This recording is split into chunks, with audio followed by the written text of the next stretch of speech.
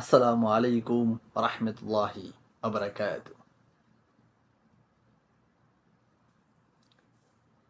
70% কোটা চান মুক্তিযোদ্ধার সন্তানরা। ইত্তেফাকের প্রতিবেদন। ইত্তেফাকের প্রতিবেদনে ইলেকট্রিক মিডিয়াতে আমরা দেখলাম তারা এই যে এখানে সমাবেশ করতেছে। সমাবেশ সমাবেশ তারা কোড়া বহাল চায়, পূর্ণ বহাল চায়। তখন প্রশ্ন করা হলো যে আপু আপনি এই কত পার্সেন্ট কয় আমাদেরকে 70% দেওয়া হোক। তাদেরকে কত? তাদেরকে 50। হ্যাঁ, কি কইন? 70 আর 50 হইল কত? আছেই আপনার কাছে 100, আপনি নিবেন 70, আবার টাকা বলে 50 দিবেন। অত মাথায় ধরে না।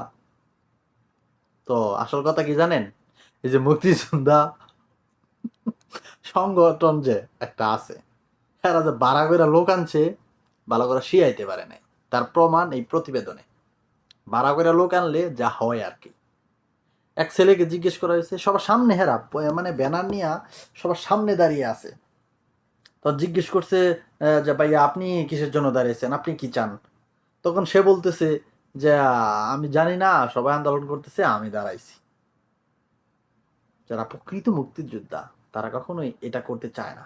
যারা ওই যে নকল মুক্তিযোদ্ধা, বাটপার সেটার, তারাই আইছে মুক্তিযোদ্ধা সংগঠন কইরা বুঝাইতো যে আমরা সংগঠন, আমরা সার্টিফিকেট বেচা খাইতাম চাই। আমার বাপ দাদাদের বাপ তো না, দাদাদের সার্টিফিকেট বিক্রি করে খাইতেছে। এই সে অবস্থা। হ্যাঁ, কতটা অধপতন হইলে বাড়া কইরা লোক না দাঁড় করাইলে পরে কয় আমরা জানি না বালা কইরা কোন বিষয় আইসে, এই বিষয়ে কইতে পারে না। বিশ্বাস না হলে প্রতিবেদন দেখবেন, ইত্তেফাকের প্রতিবেদন। এই যে অবস্থা, এটি কি এই যে মুক্তিযোদ্ধাদের অপমানিত হচ্ছে না? তাদেরকে অপমান করা হচ্ছে না? এগুলো মানুষ দেখে হাসাহাসি করে না যে আপনারা বাড়া কইরা আনছেন এখানে লোক? সে নিজে ঠিকমতো বলতেই পারে না, পার্সেন্ট কত এড়িয়ে কইতে পারে না। হাতে কয় আঙুটে 70 দেন, হ্যাঁ 50 দেন। মুক্তিযোদ্ধা রে। ভিডিওটি ভালো লাগলে শেয়ার করবেন আর আপনার মতামত জানিয়ে যাবেন। 70% নেবেন না 50% নেবেন, কোনটা নেবেন ওটা জানাই যাবেন। জানতে চাই এবং জানাতে চাই আপনাদেরকে।